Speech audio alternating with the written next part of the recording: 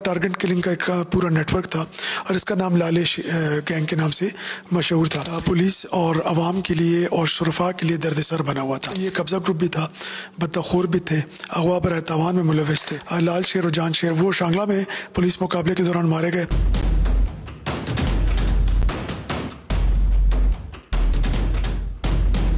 6 FIR जो हैं चारसदा और नौशहरा की भी हमें मौसूल हुई हैं, जो इनके रिकॉर्ड पर हैं, जहाँ पे ये इश्तिहारी हैं। मैंने तो 2 दफ़ा वार्निंग दी थी और 2 दफ़ा उनको मिल गया जवाब। 10 ऐसे लोग हैं कि जिनकी 25 या 25 से ज़ायद FIRs हैं, तो उन तमाम के लिए इंशाअल्लाह ताला हम उनका बंदोबस्त करेंगे। बिस्मिल्लाहिर्रहमानिर्रहीम, मैं हूं एहसन अवान और आप देख रहे हैं आज डिजिटल। नाजरीन, आज मैं आपको पेशावर पुलिस के एक बहुत बड़े मुकाबले से मुतल्लिक आगाह करूंगा, जिसमें 16 साल से दहशत की अलामत बनने वाला लाली गैंग मारा गया। ये लाली गैंग कौन था, ऑपरेशन कहां कहां हुआ, ऑपरेशन के बाद क्या हुआ, ये तमाम डिटेल मैं अपनी इस रिपोर्ट में आपको दिखाऊंगा। हम CCPO पेशावर से भी खुसूसी गुफ्तगू करेंगे, हमारे साथ ही रहिए। जी नाज़रीन, इस वक्त हमारे साथ CCPO पेशावर डॉक्टर मियां सईद मौजूद है। इनसे बात करना। सर, बहुत शुक्रिया, आपने टाइम दिया। एक बहुत बड़ा ऑपरेशन हुआ, कैसे ऑपरेशन हुआ, कौन लोग थे, प्लानिंग कैसे हुई और कहां कहां पुलिस गई, रेड कैसे, थोड़ी सारी तफसीलात बता दें। बहुत शुक्रिया जी आपका। देखें, आपको पता है कि जो पेशावर के बासी हैं या नौशहरा या चारसदा में रहते हैं, वो इस पूरे गैंग को बहुत अरसे से जानते थे। तकरीबन 15-16 साल से ये गैंग जो है बिल्कुल पुलिस और आवाम के लिए और शुरफा के लिए दर्द-ए-सर बना हुआ था। बुनियादी तौर पर यह कब्ज़ा ग्रुप भी था, बदतखोर भी थे, अगवा बर तावान में मुलविस थे, और इससे बढ़कर कि पुलिस के कई जो है कांस्टेबल ASI तक के रैंक के अफसरों को उन्होंने शहीद किया हुआ था। उसके अलावा टारगेट किलिंग का एक पूरा नेटवर्क था और इसका नाम लालिश गैंग के नाम से मशहूर था। आपको पता है कि पेशावर में कई वारदातें, और स्पेशली एक लास्ट मंथ में इन्होंने एक बिजनेस मैन को कॉल करके 3 करोड़ रुपए भत्ते की कॉल की। इसके बावजूद कि हम इसको सर्वेलेंस पर रखा हुआ था, लेकिन ये लोग अपनी हरकतों से बाज नहीं आ रहे थे। इसलिए हमें स्पेशल ऑपरेशन टीम बनाई, और टीम्स हमने 2 इसलिए बनाए कि एक इनका जो रेजिडेंट एरिया है शाहपुर, और एक एरिया जो सस्पेक्टेड एरिया था शांगला, जहाँ पे इनकी मौजूदगी की मतलब इत्तलात आ रही थी। तो हमने 2 स्पेशल ऑपरेशन टीम बनाई SP रूरल की क़यादत में, और उन्होंने साइमल्टेनियसली कल रात को दोनों जगहों पे रेड किए।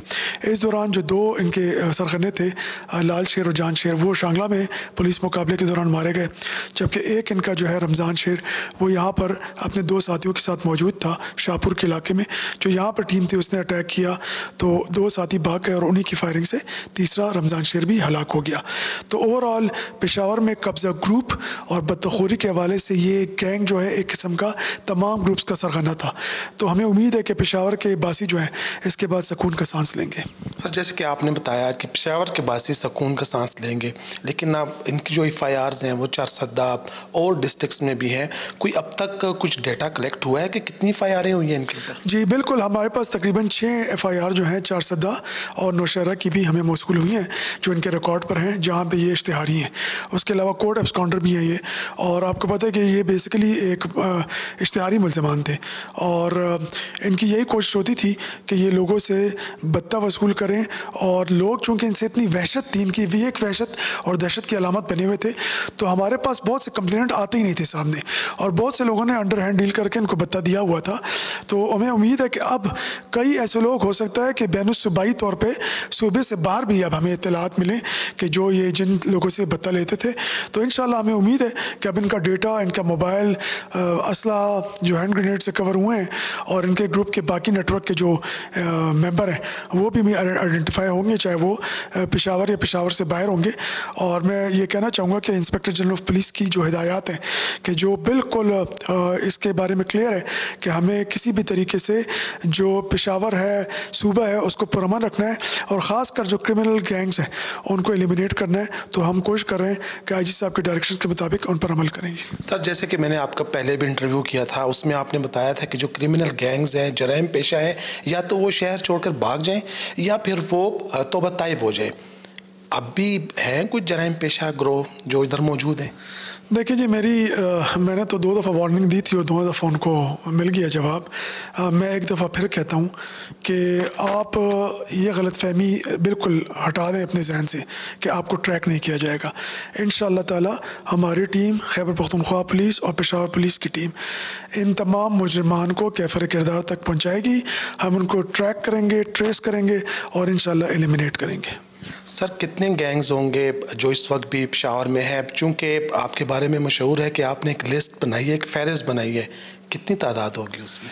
देखें जी, वो तादाद इंशाअल्लाह दिन ब दिन अब कम होती जा रही है क्योंकि वो काफ़ी एलिमिनेट हो रहे हैं और अभी भी हमारे पास तकरीबन 40 के करीब लोग हैं, लेकिन उसके अंदर भी तकरीबन हमारे पास 10 ऐसे लोग हैं कि जिनकी 25 या 25 से ज़ायद FIRs हैं। तो उन तमाम के लिए इंशाअल्लाह ताला हम उनका बंदोबस्त करेंगे। जैसे कि आपने कहा कि इस गैंग ने आपके जो पुलिस एहलकार थे उनको भी शहीद किया है, कुछ तादाद है कितने पुलिस एहलकार? जी, तकरीबन 6 पुलिस एहलकार, इसमें 1 ASI शामिल है, 1 हेड कांस्टेबल और 4 कांस्टेबल हैं जिनको उन्होंने मुख्तलिफ मौक़ों पे शहीद किया है जी। बहुत शुक्रिया। थैंक यू जी। नाज़रीन, आपने CCPO पेशावर डॉक्टर मियां सैद की गुफ्तगू भी सुन ली, ऑपरेशन से मुतल्लिक तफसीलात भी जान ली। अब सवाल ये है कि लाल शेर, जान शेर और रमज़ान शेर के हलाकत के बाद किन किन कब्ज़ा ग्रुप्स और जराइम पेशा के ख़िलाफ़ ऑपरेशन होना है, ये आने वाले वक्तों में ही वाज़ेह हो जाएगा। उस वक्त तक के लिए इजाज़त दे और देखते रहिए जुर्म दास्तान।